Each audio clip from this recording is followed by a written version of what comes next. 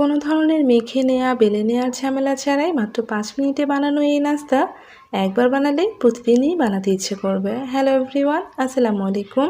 বাড়িতে থাকা দুটো উপকরণে খুব সহজে ৫ মিনিটে ঝামেলা ছাড়া এই নাস্তাটা বানানো যতটা সহজ, খেতেও অনেক মজা হয়ে থাকে। চলুন তাহলে দেখে নিই। তো প্রথমে আমি এখানে একটা মিডিয়াম সাইজের আলুকে খুব ভালো করে ছিলে ধুয়ে নিয়েছি। এখন আমি এই বাটির মধ্যে আলুসহ পানি নিয়ে এসেছি। আর এই পানির মধ্যে আমি এখন আলুটাকে গ্রেটারের ছোট যে ছিদ্রটা রয়েছে সেটা দিয়ে গ্রেট করে নিব। আর পানির মধ্যে গ্রেট করে নিচ্ছি এই কারণে যাতে গ্রেট করার সময় আলুর যে কষটা বের হয় সেটার কারণে আলুটা কালো হয়ে যায়। এর জন্য পানির মধ্যে দিলে আলুগুলো আর কালো হয়ে যাবে না। তো এভাবে করে নিচ্ছি।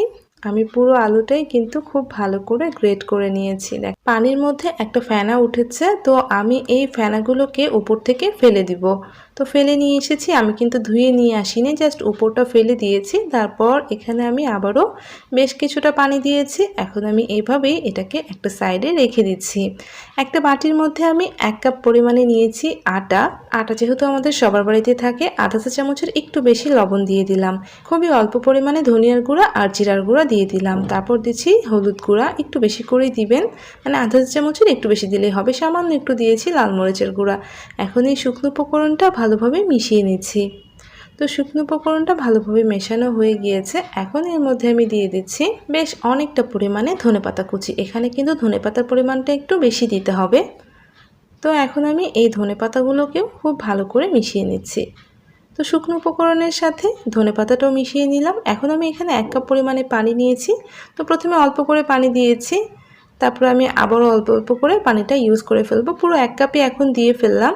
তো 1 কাপ দেওয়ার পরে আমি খুব ভালো করে মিশিয়ে নিচ্ছি। ভালোভাবে মিশিয়ে নিয়েছি। আর এটা অনেকটা ভারী রয়েছে, তাই আমি আরও 1 কাপ পরিমাণে পানি নিয়েছি। এখন আমি খুবই অল্প অল্প করে পানি অ্যাড করে একটা ব্যাটার বানিয়ে নিব। তো এখন আমি পুরো 1 কাপ বা আধা কাপ পানি একবারই ঢেলে দিব না, অল্প অল্প করে পানি দিব আর ব্যাটারটা বানিয়ে নিব। তো প্রথমে 1 কাপ পানি থেকে আমি অল্প একটু দিয়েছিলাম, আবারও আমি কিছুটা পানি দিয়েছি। আর এটা কিন্তু এখনও দেখেন অনেকটা ভারী রয়েছে, তো এটা এরকম ভারীই থাকবে এখন। তো আমি খুব ভালো করে আটাটাকে মিক্সড করে নিলাম। দেখেন সব কিছু কিন্তু ভালোভাবে মিশে গিয়েছে আর এটা বেশ ভারী হয়েছে। তো এখন আমি যে আলুটা ভিজিয়ে রেখেছিলাম পানির মধ্যে, সেই আলুটা এই পানি থেকে চিপে চিপে তুলে নিব।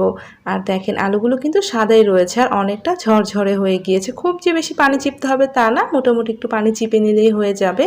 তো আমি এভাবে একটু পানিটাকে চিপে চিপে এই ব্যাটারের মধ্যে দিয়ে দিচ্ছি। তো ব্যাটারের প্রথমে অল্প করে পানি দিয়ে একটু ঘন করে ব্যাটারটা বানিয়ে নিয়েছি। তারপর আমি সবটুকু আলু চিপে এর মধ্যে দিয়ে দিয়েছি। তো এখন আমি ভালোভাবে মিশিয়ে নিচ্ছি। তো আলুটা মেশানোর পরে বুঝতে পারবো যে এটার ঘনত্বটা কেমন হয়েছে। তো আলুটাকে আমি খুব ভালো করে স্পুন দিয়ে মিক্সড করে নিচ্ছি। দেখেন এটা কিন্তু এখন বেশ অনেকটা ভারী লাগছে, তবে একটু ভারী হবে, একদম পাতলা করে ফেলবো না। তাই অল্প অল্প করে পানি অ্যাড করে আমি মিশ্রণটা তৈরি করে নিচ্ছি। আর এখানে আমার টোটাল 1.5 কাপ পরিমাণে পানি লেগেছে, মানে 1.5 কাপ পানি হলে এটা একদম পারফেক্ট হয়। আপনাদের কাছে যদি অনেক বেশি ভারী মনে হয় তাহলে আপনারা আরও কিছুটা পানি অ্যাড করে দিতে পারেন, তবে একদম পাতলা করবেন না, একটু ভারী রেখে ব্যাটারটা করে নেবেন। আমার ব্যাটারটা রেডি, আমি চুলায় প্যান বসিয়ে রেখেছি। আর তার মধ্যে আমি সামান্য একটু তেল দিয়ে, তেলটা একটু স্পুন দিয়ে চতুর্দিকে ছড়িয়ে দিলাম। তো প্রথম পর্যায়ে একটু তেল দিতে হবে। তারপর যে ব্যাটারটা করেছি চুলার আঁচটা একদম কমিয়ে রেখে ব্যাটারটা এভাবে আমি দিয়ে দিয়েছি। যেহেতু এখানে আলু রয়েছে, আলুটা কিন্তু খুব ছড়িয়ে যাবে না, তাই এভাবে স্পুন দিয়ে আলতো করে ছড়িয়ে দিতে হবে। আর অবশ্যই চুলার আঁচটা এই পর্যায়ে কমিয়ে রাখবেন। আর যখন আপনি দেওয়া শেষ করবেন চুলার আঁচটাকে বাড়িয়ে দিবেন। অবশ্যই চুলার আঁচটা মিডিয়াম টু হাইতে রেখে করে নেবেন, তাহলে খুব দ্রুত হয়ে যাবে। তো যখন দেখবেন যে উপরটা এরকম ড্রাই হয়েছে, তখন আমি এই সাইড দিয়ে অল্প পরিমাণে তেল দিয়েছি। 1 চা চামচ তেল দিলেই হয়ে যাবে। তো 1 চা চামচ তেল দেওয়ার পরে আমি এভাবে একটু উঠে দিচ্ছি, তবে খুব দ্রুত এটা নাড়াচাড়া করবেন না, এটা মোটামুটি শক্ত হওয়ার পরে নাড়াচাড়া করবেন, কারণ এটা প্রথম দিকে একটু নরম থাকে। তো খুব ভালোভাবে একটা সাইড যখন হয়ে যাবে তখনই উল্টে পাল্টে দিবেন, তাতেই হয়ে যাবে।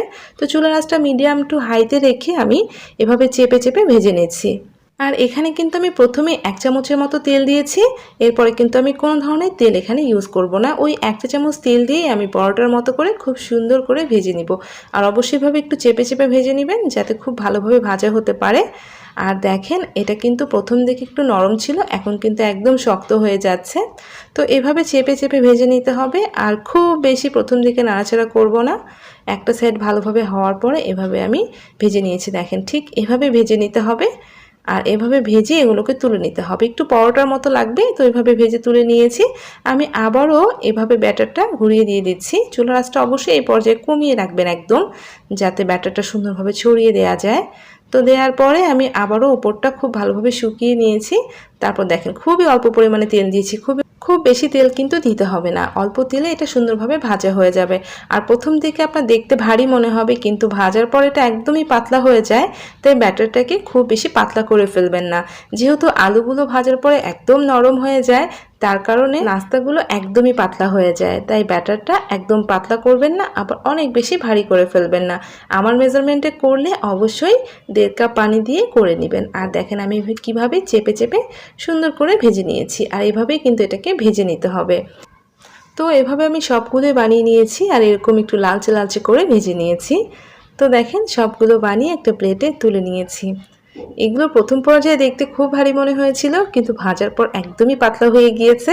তার কারণে আমার কাছে দারুণ লেগেছে। আর দেখেন এটা অনেক সফট হয়ে থাকে, দেখতেই অনেক বেশি ইয়ামি লাগে, খেতেও অনেক মজা।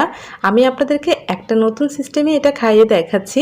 এভাবে একবার বাসায় বানিয়ে খেয়ে দেখবেন, দেখবেন যে খেতে অসম্ভব মজা লাগছে। দেখেন এটা কতটা সফট হয়েছে, এটা খেতে আমার কাছে দারুণ লেগেছে। তো আমি যেভাবে খাই আপনাদের সাথে একটু শেয়ার করলাম।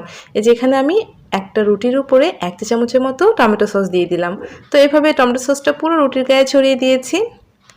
তারপর এর উপর দিয়ে কিছুটা পেঁয়াজ কুচি দিয়ে দিলাম, মানে মাঝখানে পেঁয়াজ কুচি দিয়ে দিয়েছি। তারপর একটু বেশি করে মাঝখানে কাঁচামরিচ কুচি দিয়েছি। তারপর এর উপর দিয়ে আমি সামান্য একটু পরিমাণে চাট মশলা ছড়িয়ে দিচ্ছি। আপনারা কিন্তু চটপটি মশলা বা যে কোনো ধরনের ভাজা মশলা ছড়িয়ে নিতে পারেন। তারপর এভাবে রোল করে নিচ্ছি। এটা খেতে অসম্ভব মজা, যদি বানান আপনারা একবার এভাবে খেয়ে দেখবেন। আর এটা কিন্তু নর্মালি এমনি খেতেও ভালো লাগে, আবার চাটনি বা সসের সাথে ডুবিয়ে খেতেও অনেক ভালো লাগে। তো সকাল বিকেলে কোনো ধরনের মেখে নেওয়া বেলে নেওয়ার ঝামেলা ছাড়া আপনারা ঝটপট এই দারুণ মজা নাস্তাটা বানিয়ে নিতে পারেন। আশা করছি রেসিপিটা সহজে ভালো লেগেছে। ভালো লাগলে প্লিজ আমার রেসিপিটাতে লাইক দিতে ভুলবেন না। আর অবশ্যই চ্যানেলটা সাবস্ক্রাইব করে আমার সাথেই থাকবেন। সবাই ভালো থাকবেন। আল্লাহ হাফেজ।